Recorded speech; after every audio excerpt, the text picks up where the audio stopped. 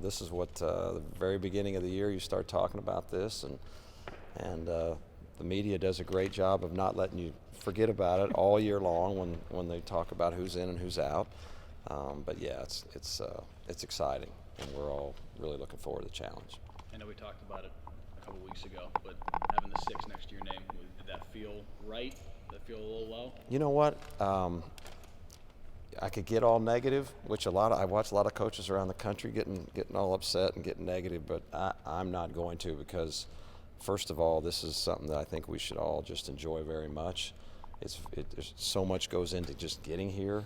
I'd rather stay excited. I hope our team feels exactly the same way. And, I don't feel cheated at all. We got Friday, which I thought was so important.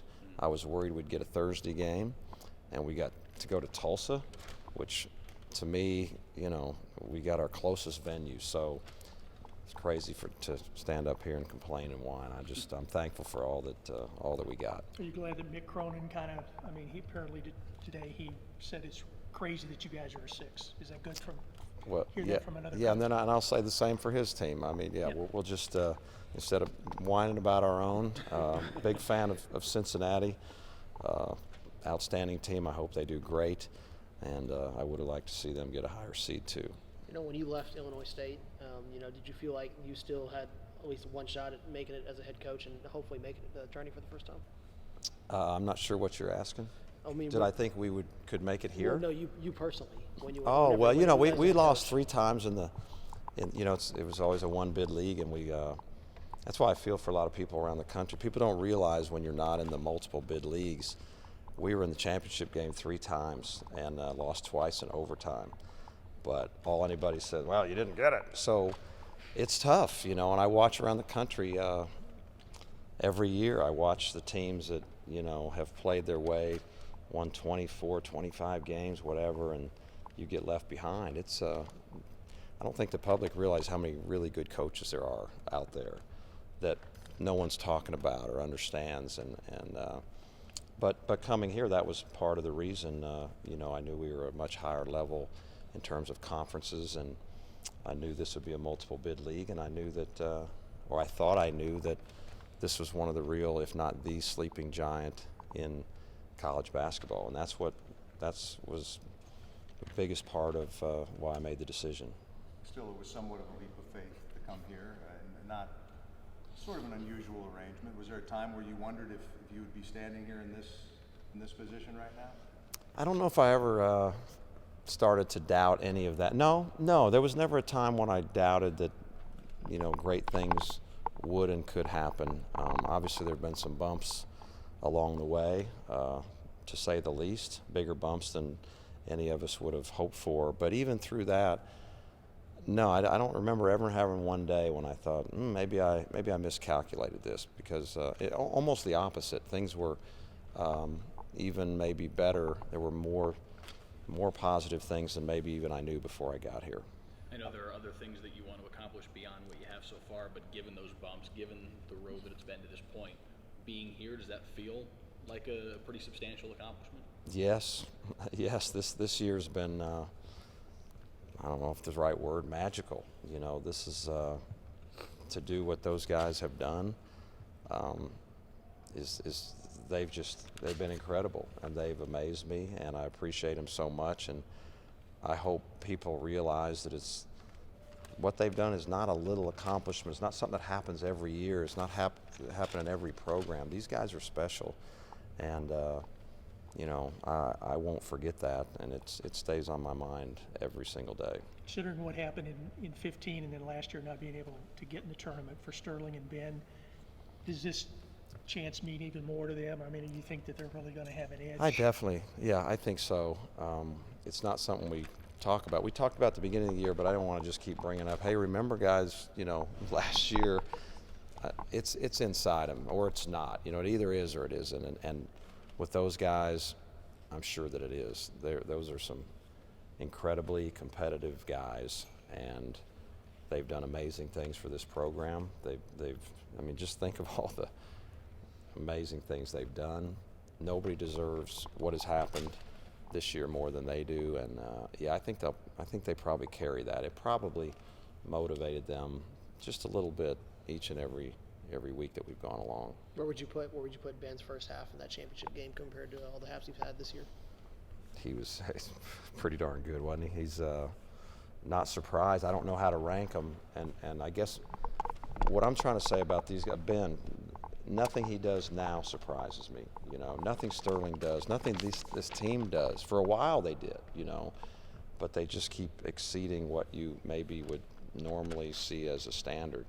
And you know, just look at the streak of wins. You know, almost we're a basket away from an incredible streak, and you have to have more than just talent to do that. You got to have some incredible character and maturity and chemistry and a lot of things. It just doesn't happen. And again, those guys are really special. I know you were here, but what were you doing a year ago at this time? I mean, what was there to do?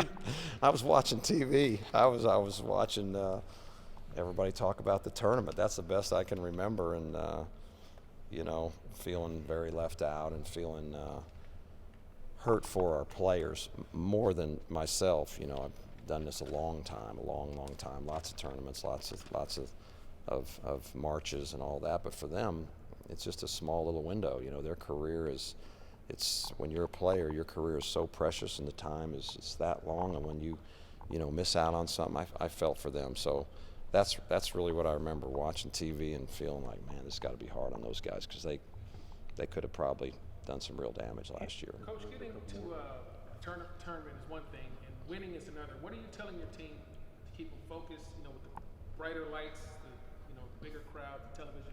What are you telling them to keep them? Well, we've all kind of already started talking about this a month and a half ago, you know, and I didn't want to just get here and then start talking about the tournament. You know, we've actually been talking about what it takes to win tournament games starting a month and a half ago, and we've told them a number of times that we don't have to be anyone different than who we are, but we have to be who we are. You know, we can't change who we are. We have to get comfortable and confident and basically be exactly who we've been. We've pointed out a lot of things along the way as to how you can get eliminated, you know, and that was a lot of our film sessions.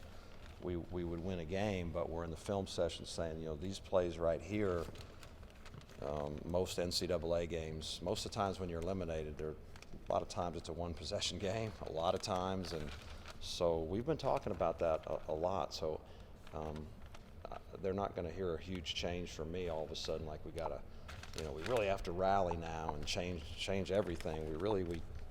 I want it to be the opposite. I want it just to be business as usual. We got our next opponent. We prepare for them exactly the same way, and hopefully we'll play as well as we have been playing. When you look at what you have, you look at the commonly cited things that teams need to have deep tournament runs, to have the good guard play, you have the motivation aspect that we've already talked about, you have a guy in Shemi that can kind of be a nightmare for teams. You feel like you've got a pretty good recipe to kind of bring to the table? Yes, yeah, definitely. I don't know that we have any real weaknesses. If we do, they've done a good job of covering them up all year long. I think we have some real strengths. I think over time you have to feel like you can defend and rebound, because you can't always make shots. You know, some nights the ball's not going to go in, so you have to be able to cover that up, and rebounding and defense does that. So I think we have that kind of team, but you start looking on the board. There's a reason this time of year gets so much attention, because there's so many darn good teams. We're not the only good team. There's some great teams. We're playing two teams we've been studying. They're playing a play-in game, and you start breaking them down, and you get an appreciation. You've got an East Coast team and a West Coast team.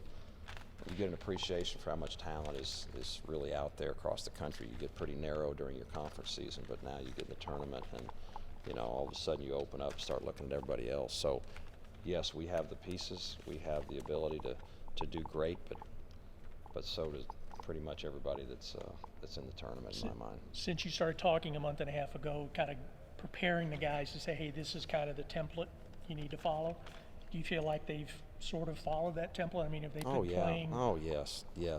They've been fantastic. You know, they're so mature, and they're so coachable, and they're really bright, and so it allows us to. It has allowed us to really advance. You know, they get it.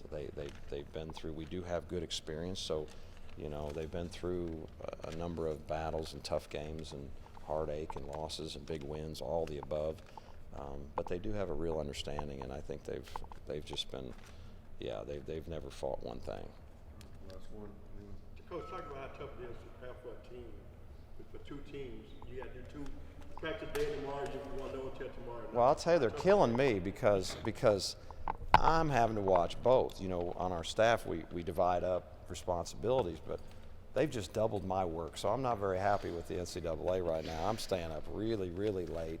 And so it's two really good teams in your mind instead of one, and that's a lot of stress. So I'm telling you, it is no fun. But it is an even playing field. They're going to have the same amount of time to prepare for us as we have. But if I, you know, if I had my wish, you know, it would be one team. They're looking at us and we're looking at them. I would rather. This is a little tricky. Thank you.